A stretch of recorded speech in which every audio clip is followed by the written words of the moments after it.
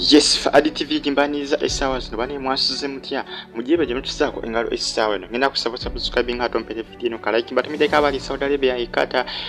Jordan kosani mugwanga lya Bahrain wali mugwanga lya Oman UAE mwali kubanga mujje kumirako Rema Namakuula sazino asanikidde social media olo postinga yo kawalake ka aira sebunya kano ebange gwavunya batakalaga bana Uganda juke Rema yakoma kulaga kana kanunga kali nambusuka ngena kuzo mwezi musanvu era omwezi gwa November 2020 olunaku yakazala lunaku lwasemba okulabika ateka bifanye era tewali omuntu yakalaba face yali akabisa obusooka nga katadde mu bed cover naye sawa zino amazina akateekayo amazina akapostingayo ku social media era sawa zino batrendinga nnyo Rema Namakuula ageza kulaga nti ba social media endos nemunakola mutya ye omusajja akyamulina omusajja yamulina nemunayogera ebyenkane gulu nemunapoloka amagambo nemunapoloka omugambo gwenkana gutya yagamba nti omusajja yamulina kuchido abaddewo ne mwana muwala manyikidwa nga Evelina Mulondo ono tamuva ku lusegere ono seyawe kuvadda esawa yakujaguza mazalibwa ga mwana aida sebunya ag'omwaka omulamba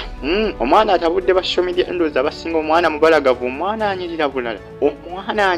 omwana ayaka omwana wa Rema Namakuula ne Hamaza omwana ayaka Rema abambagamba nti agezako kola kino kulabika nga azibikiriza ebya X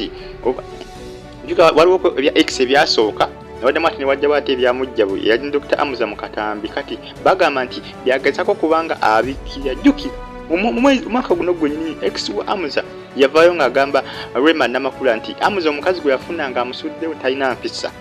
ebundoza mwabitegeera ebyo ate olwaddeko akatambi ate ne kafuluma aka Hamaza ng'alina omukyalo mulala mu kavidiyo kwegamba Rema mukazi wattu agambye waayi kamba kubeko surprise mbakubeko ko ekikomera muve ku bintu biri mudde eno kuki kubbali naye ng'omwana yebambi aira sebunya mwaka mulamba nga 7 November ezo zo nzijjukira nazimakinga nga 7 November 2021 lwe yazaalibwa ne bambi kakuza akaana ate kalabika bulungi buli muntu yenna alaba ku bifaananyi by'akaana kano bambi agamba omwana alabika bulungi omwana anyirira nekiba kizibu omuntu okubanga omwana nga wa Rema na Hamaza naaba nga tanyirira ekisooka sente bazirina kiba kizibu era omusanga nga alabika bubi omanya omwana aliko ekikyamu omanya omwana aliko bamufuyire emmindi naye nga bambi kawezezza omwaka mulamba olunaku olwaleero nga 7 November era essaawa zino ku social media Banange bimuku ebitambulatambula Rema asazeko social media nkugambye ebbanga eriisi gabadde mawulire